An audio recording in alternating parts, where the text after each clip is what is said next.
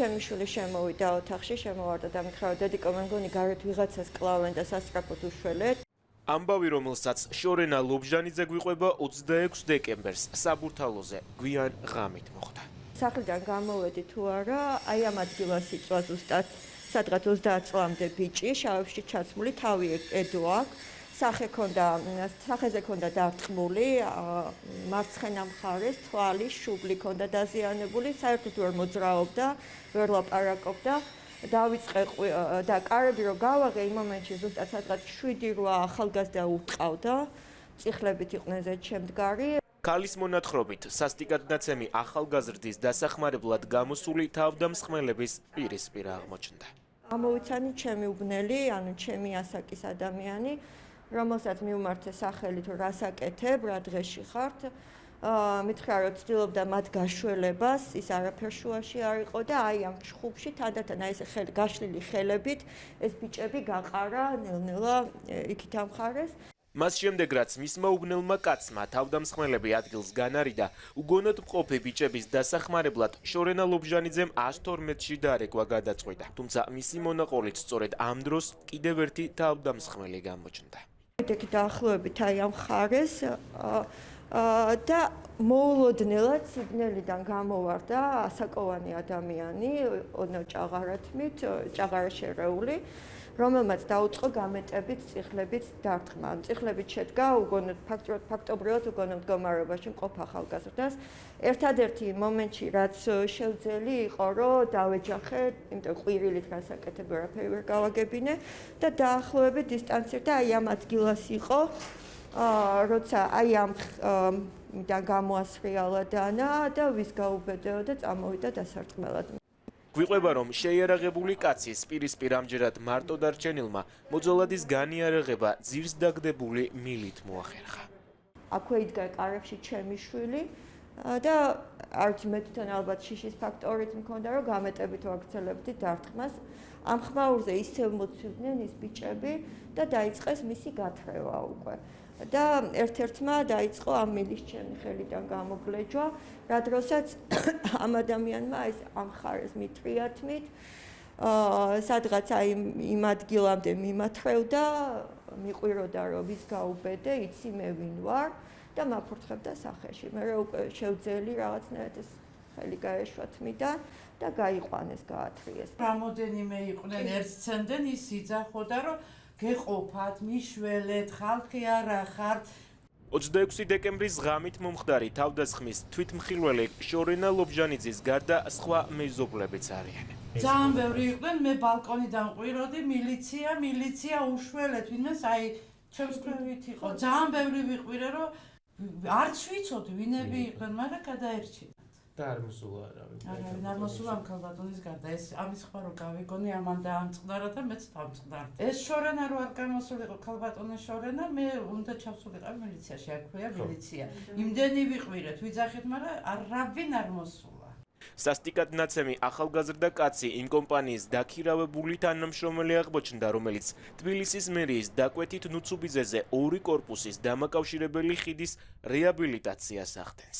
მას მერე მოვიდა ბრიგადირი მშენებლობის, მითხრა რომ მისი მუშა იყო და რომ კითხე საიდან გაიგო ეს ყველაფერი, მითხრა რომ დამირეკაო ცუდად ვარო, თუმცა მე როცა ვნახე ეს ბიჭი ვეღარ საუბრობდა, ანუ ეს მანამდე მოხდა, სანამ მე შევესწრებოდი ამ ყველაფერს.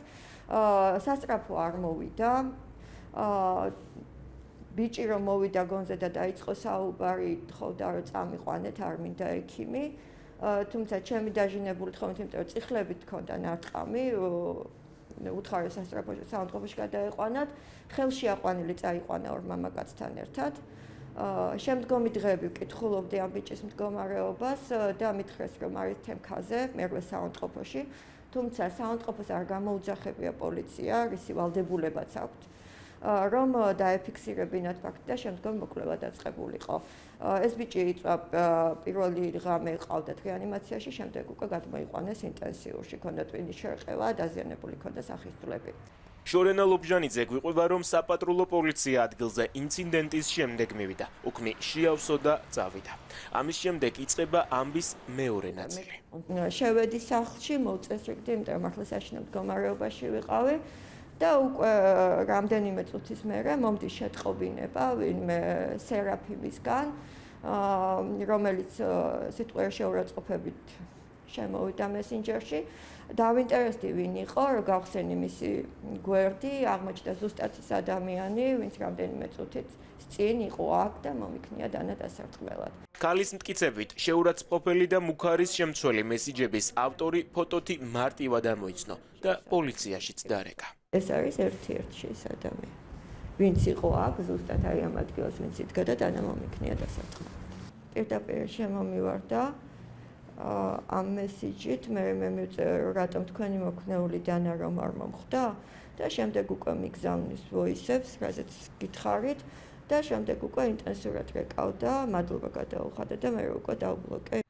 ლუბჟანიძე გვიყვება, რომ პოლიციას დეტალურად უამბო იმ ადამიანის შესახებ, ვინც ემუქრებოდა და დანით მისი სიცოცხლის მოსპობას ცდილობდა.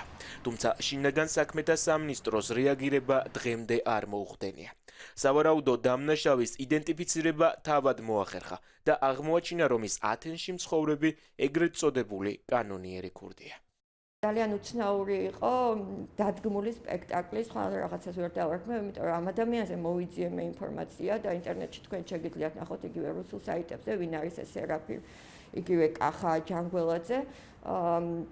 როდესაც მივედი და დავიწყე მოყოლა თუ რა ხდებოდა, მითხრეს რომ მის შესახებ ინფორმაცია საერთოდ არ ფლობდნენ, ანუ წარმოდგენა არ ჰქონდათ ვინ იყო, არ ჰქონდათ არანაირი საკონტაქტო და აი რა ვქნათ თუ ათენის მკვიდრია, რა გავაკეთოთ ახლა ჩვენ. ამომებეჭდეს A4-ის ფორმატზე სტანდარტულ იმაზე რაც მე-13, სადაც ეწერა რომ სახლის კართან ვიღაც გამლელმა ქუჩაში მომაყენა შეურაცხყოფა, რომელიც ასევე შემოვიდა სოციალურ ქსელში და მომაყენა შეურაცხყოფა. და რო ვიკითხე რომ როგორ ადამიანი ნაცემია ასეთ დაზიანებები მიიღო ხომ, არის კანონიერი ქურდი. ყოველ შემთხვევაში ასე მოიხსენიებენ და ასე წერია მისი თელი ბიოგრაფია, რომ გადაამოწმოთ. იგივე საქართველოშიც იყო არაერთხელ დაკავებული. მითხრეს რომ იცით რა მერია და ტენდერში მონაწილე კომპანია არჩივის საერთოდ და მაშინ მეთქი მე ხელს არ მოვაწერ ამ ჩვენებაზე როცა უთხარი, მითხრეს რომ მაშინ უფროსთან უნდა გაარკვიონ ასეთ დროს როგორ მოიქცნენ. შორენა ლობჟანიძის მონაყოლით პოლიციაში მისულს უთხრეს, რომ მერია და კომპანია მომხდართან დაკავშირებით არჩივიან.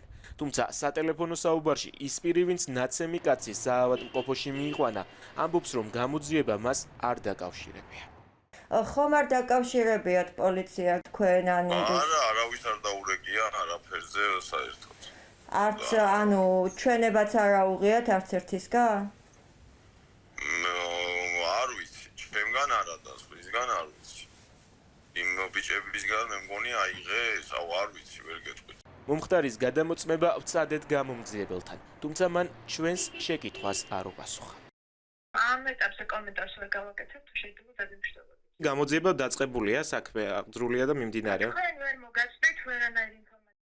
კორპუსთან ახლოს რამდენიმე მაღაზიაა, რომელთა სათვალთვალო კამერები დიდი ალბათობით ინციდენტში მონაწილე პირებს დააფიქსირებდა. თუმცა უცნობია ამოიღო თუ არა შინაგან საქმეთა სამინისტრომ ეს კადრები. კამერების ჩანაწერები ხომ არ გამოუღია საგამოძიებო უწყებას? მე მსგავს შეკითხვებზე პასუხს ვერ გაგცემ. კითხვებს აჩენს, რატომ არ ახდენს სავარაუდო თავდამსხმელის იდენტიფიცირებას შინაგან საქმეთა სამინისტრო და რატომ არ იძიებს საქმეს შესაბამისად. შორენა ლობჟანიძე ეჭვობს, რომ საქმის ჩაფარცხვაში თბილისის მერია მონაწილეობს, რადგან მისი ვარაუდით საქმე შესაძლოა ეგრეთ წოდებულ ატკატებს და იქიდან მიღებულ სარგებელს ეხებოდეს. ის სწორედ ამას უკავშირებს კახა ჯანგველაძის საქართველოში ყოფნასაც. ყველაფრიდან გამომდინარე არც გამოძიების იმედი აქვს, რადგან იცის, რომ თუ ეგრეთ წოდებული კანონიერი ქურდი ქვეყანაში შემოუშვეს, ესე იგი მისი ყოფნა ყველა დონეზე შეთანხმებული ექნებოდაც. ერთხელ დამიკავშირდა მარტო ის გამომძიებელი, მითხრა როდის ჩამოხვალ, ჩვენება რომ ანუ როგორც შენ გინდა ისეთი ჩვენება რომ ჩავიბაროთ, თუმცა ამ მოცემულობაში და იმ ყველაფრის შემდეგ რა გადათამაშებაც მათი მხრიდან იყო, არანაირი გონივრული მოლოდინი არ მაქვს, რომ ჩემი საქმე და ეს საქმე იქნება გამოძიებული, უბრალოდ ჩვენებას აიღებენ და შემოდებენ თარაზე. კორუფციის მკვლევარებისთვის საეჭვოა იმ კომპანიის საქმიანობაც, რომელიც მერიის დაკვეთით ხიდის რეაბილიტაციას ახდენს. ამ კომპანიის ისტორიას თუ გადავხედოთ 2023 წელს ამ კომპანიამ ნაძალადევის რაიონის გამგეობის ტენდერი ვერ შეასრულა. ყოველ შემთხვევაში სახელმწიფო შესყიდვების საიტზე დევს ინფორმაცია და ეს კომპანიის სტატუსი არის შეუსრულებელი ხელშეკრულება. ეს მას ნიშნავს, რომ ბოლომდე არ მიიყვანა საქმე, არაჯეროვნად შეასრულა და ასე შემდეგ. შემდეგ გაგრძელება უკვე აღარ არის. როდესაც ვერ შეასრულა ხელშეკრულება, არაჯეროვნად შეასრულა ხელშეკრულება, ამის შემდეგ რა მოხდა? არც გაფრთხილება აქვს ამ კომპანიას, არც შავსიაში შეუყვანიათ, ამ კომპანიამ ჩვეულებრივ გააგრძელა საქმიანობა. ეს იმას ნიშნავს, რომ ამ კომპანიაზე არ გავრცელდა არანაირი სანქციები. შესაბამისად, ეს კომპანია უკვე გახდა მერიის მიერ მოწყვლადი. კორუფცია არ არის მხოლოდ თანხა, ეს არის სარგებელი, ხო? ამ კომპანიას რასაც სთხოვს თბილისის მერია, ყველაფერს გააკეთებს, იმიტომ რომ ამ კომპანიის საქმიანობა და ამ კომპანიის ფინანსური შემოსავლები ეხლა დამოკიდებული არის თბილისის მერიაზე. შორენა ლობჟანიძეს ობიექტური გამოძიების მოლოდინი არ აქვს. თუმცა აპირებს, რომ მომავალ კვირას პროკურატურას მიმართოს და საგამოძიებო უწყებას ყველა მტკიცებულება გადასცეს.